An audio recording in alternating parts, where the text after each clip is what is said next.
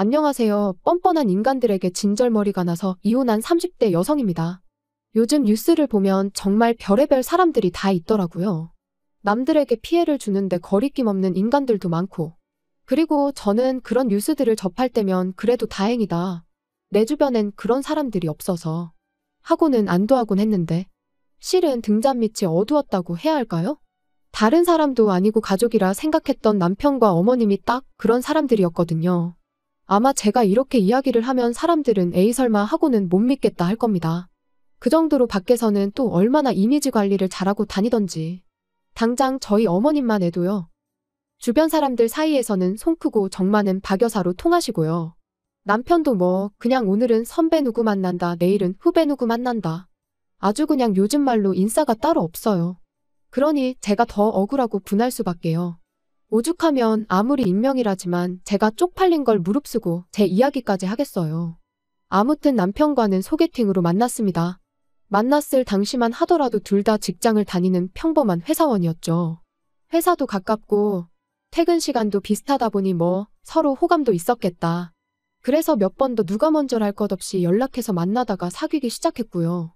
당시 둘 다 이미 30이 넘은 나이였기에 언젠가부터 자연스럽게 결혼을 전제로 이야기를 주고받고 있었죠. 그리고 정말로 사귄 지 1년 반 만에 휘뚜루마뚜루 양가 부모님까지 뵙게 됐는데 지금도 그때를 생각하면 저도 모르게 심장이 쿵 내려앉는 것 같고 한숨이 절로 나오네요. 그건 바로 어머님이 보이신 반응 때문이었죠. 남편을 따라 처음 시댁에 인사를 드리러 갔던 날이었어요. 제가 긴장한 기색이 역력했는지 남편이 미리 꿀팁을 주겠다며 하는 말이 자기 부모님은 정말 좋은 분들이랍니다. 앞서 제가 이야기한 것처럼 주변 분들한테 평판도 좋고 실제로 깐깐한 것과는 아주 거리가 먼 분들이라면서요. 그러면서 적당히 살갑고 애교 있게 굴면 예쁘게 봐주실 거라나요. 그리고 이런 말을 제 입으로 하긴 뭐하지만 저도 솔직히 어디서 미움을 받아본 적은 없어요. 오히려 어른들은 야무지게 생겼다 똑 부러져 보인다 해가며 좋게 봐주시는 일이 많았죠. 그래서 긴장은 했지만 한편으론 자신도 있었거든요. 게다가 말이 나와서 말인데 제가 남편보다 소위 딸리는 것도 없었어요. 오히려 학벌은 제가 더 좋았고 급여도 아주 약간이긴 했지만 제가 더 벌었습니다. 외모야 뭐 워낙 주관적인 부분이고 어머님 눈에야 당연히 당신 아들이 더 잘나 보일 텐데 그건 뭐 제가 어떻게 할 수는 없잖아요. 아무튼 그래서 두근거리는 가슴을 부여잡고 그렇게 시댁에 도착했는데 아버님이 보이신 반응이야 뭐 그렇다 쳐도 어머님의 표정이 어찌나 떨떠름하시던지 오죽하면 저는 남편이 집에다 얘기도 안 하고 저를 막무가내로 데려온 건가 싶었다니까요. 하지만 그래도 이내 어머님이 좀 표정을 푸시고는 들어오라 하시더니 식사는 당연히 하고 왔겠지? 그러시는데 여기서 2차로 충격을 받았죠. 그때가 1시 반이었거든요. 그리고 그것도 원래는 1시 약속이었는데 남편이 늦게 오는 바람에 늦은 건데 그리고 남편도 그땐 좀 민망했는지 아니 못 먹고 왔는데 좀 주시면 안 되냐며 능청을 떨대요. 그러니까 어머님이 좀 황당하단 얼굴로 저희 둘을 잠깐이었지만 빤히 보시더니 냉장고에서 이것저것 꺼내 한 끼 차려주시더라고요. 그런데 여기서 또 한 번 충격이었습니다.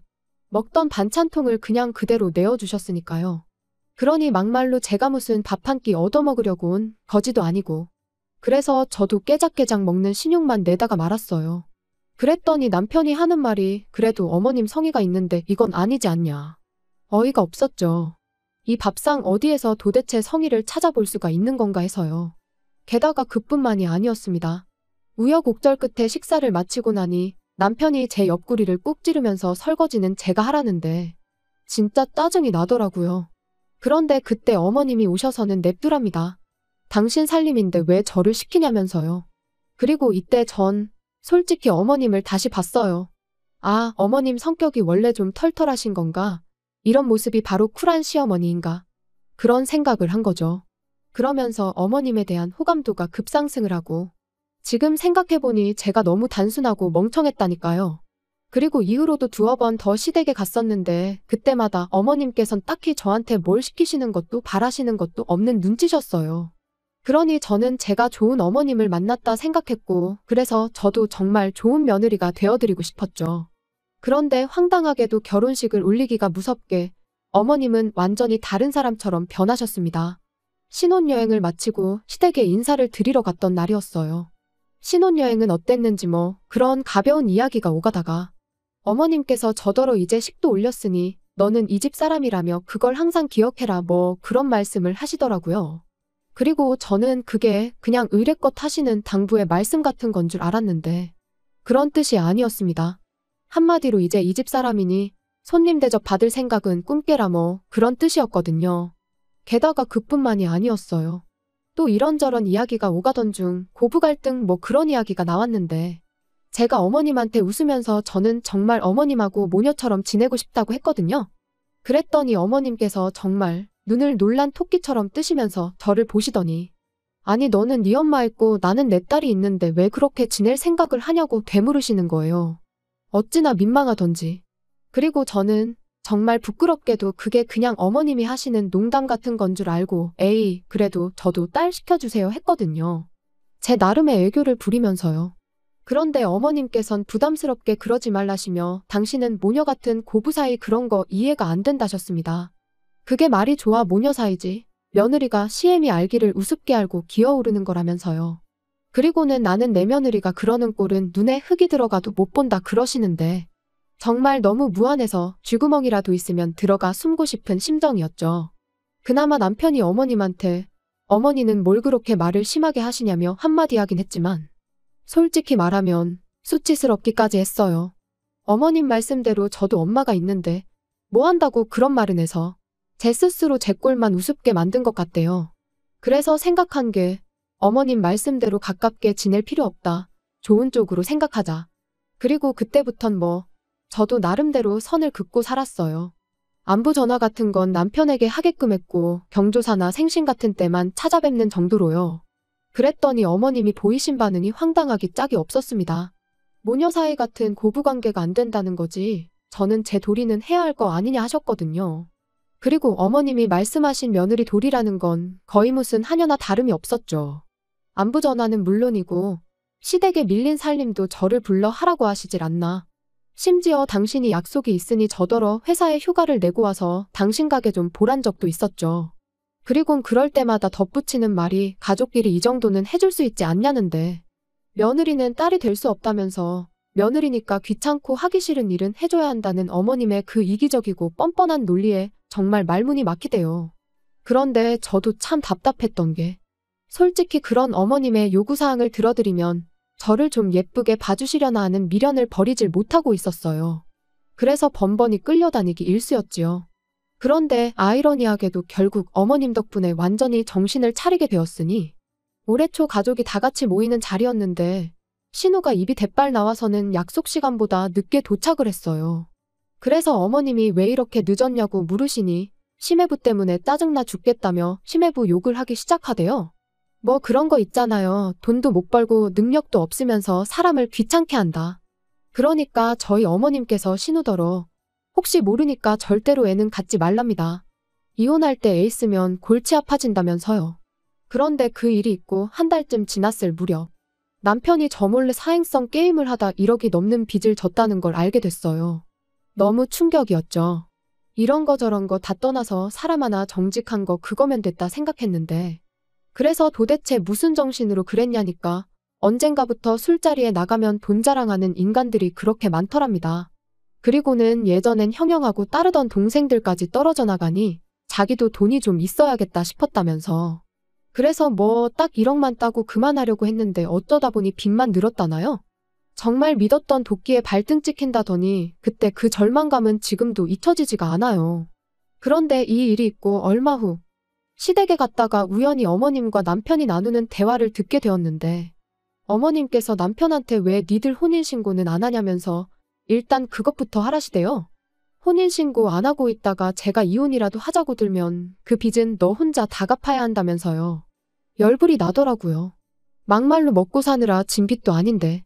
게다가 신우는 심해부가 속을 썩인다니까 바로 이혼 얘기부터 꺼내시더니 며느리인 저는 당신 아들이 진 빚 같이 안 갚고 도망이라도 칠까봐 전전긍긍하시는 그 모습이 참으로 이기적이다 싶었죠. 그리고 저는 남편이 도대체 어머님의 그런 말씀에 뭐라고 대답할지가 너무 궁금했어요. 그래서 귀를 쫑긋 기울이고 안방으로 다가가는데 그 순간 도어락 열리는 소리가 나면서 아버님이 들어오셨거든요. 그래서 남편의 생각은 그 순간엔 알 수 없었지만 결국 그 본색을 감추진 못했어요. 이후로 저는 어머님에겐 어떠한 미련도 남아있지 않았기에 더 이상 끌려다니지 않았습니다. 무례한 요구에는 싫다고 정확히 의사를 밝혔고 바로바로 거절했지요. 그랬더니 남편은 저더러 변했다며 요즘 왜 그렇게 어머님한테 곁을 안 내어주냐 따졌는데 그럴 때마다 네 엄마가 먼저 시작한 거라고 소리라도 지르고 싶은 걸 정말 이를 악물고 눌러 참을 뿐이었어요. 그러다 올 여름 어머님께서 병원에서 암 판정을 받으셨습니다. 원래부터 속이 안 좋단 말씀을 입에 달고 사셔서 아닌 게 아니라 제가 몇 번이나 병원에 같이 가드릴 테니 가보자고도 했었는데 그때마다 네가 의사냐며 저를 무시하기만 하시더니 그리고 그때부터 어머님의 병원 생활이 시작됐는데 아시겠지만 그게 보통 일이 아니잖아요. 통원 치료도 했다가 입원도 했다가 그리고 그게 환자 혼자 오가기가 쉽지 않다 보니 결국 누군가 한 명은 붙어 있어야 했는데 어이없게도 다들 당연하단 듯이 제가 해주길 바라더라고요. 심지어 어머님 본인조차 말이죠. 그리고는 하는 말이 신우는 손끝이 야무지지가 못해서 그리고 지 남편이랑 사이도 안 좋은데 친정엄마 간호까지 한다고 하면 그쪽에서 좋다고 하겠냐입니다. 그러니까 제가 해야 한다고요. 어이가 없어서 신우 사정은 제 알 바가 아니고 신우가 못하면 저희 남편이 하면 되는 거 아니냐 했어요. 어머님 말씀대로 어머님 자식들이 있는데 제가 왜 어머님 병수발을 드느냐고. 저는 나중에 저희 부모님 편찮으시면 그때 병수발 들어드릴 거라고 했죠. 그랬더니 저희 어머님이 저더러 뭐란 줄 아세요? 저더러 너는 내가 죽게 생겼는데 그런 소리가 나오냐면서 아주 치사하답니다. 그런데 저도 저 나름대로 지난 2년간 이제는 어머님이 저를 좀 아껴주실까 챙겨주실까 하는 기대에 이리저리 끌려다닌 걸 생각하면 너무 섭섭하고 서운하고 억울했거든요.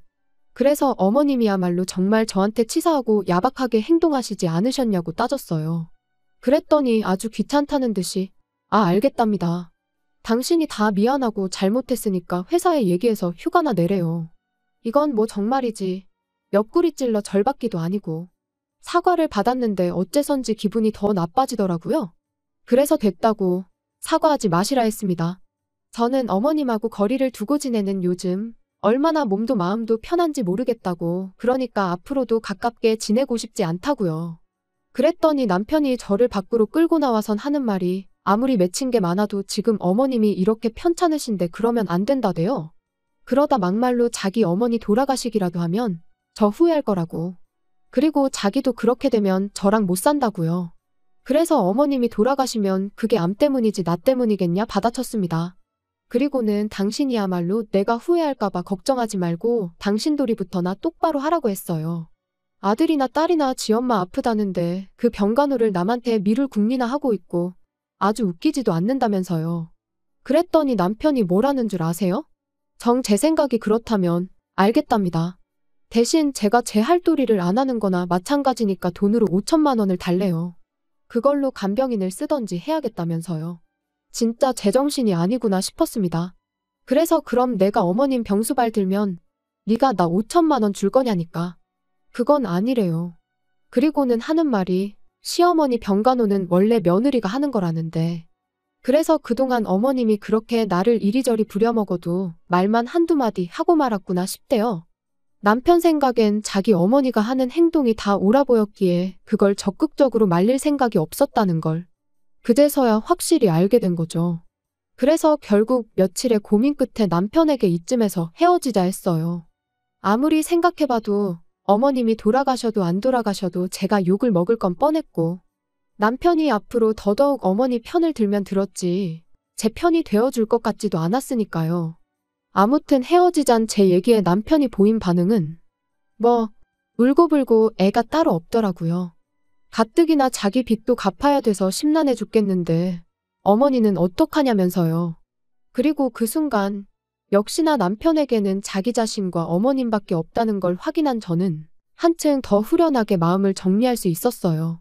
그래서 남편더러 나는 그간 할 만큼 했고 정말이지 그 노력을 단 한 번이라도 제대로 인정받아 봤다면 모를까? 이번에도 이러나 저러나 좋은 소리 못 들을 게 뻔한데 더는 내 인생을 쓸모없이 소비하고 싶지 않다 했습니다.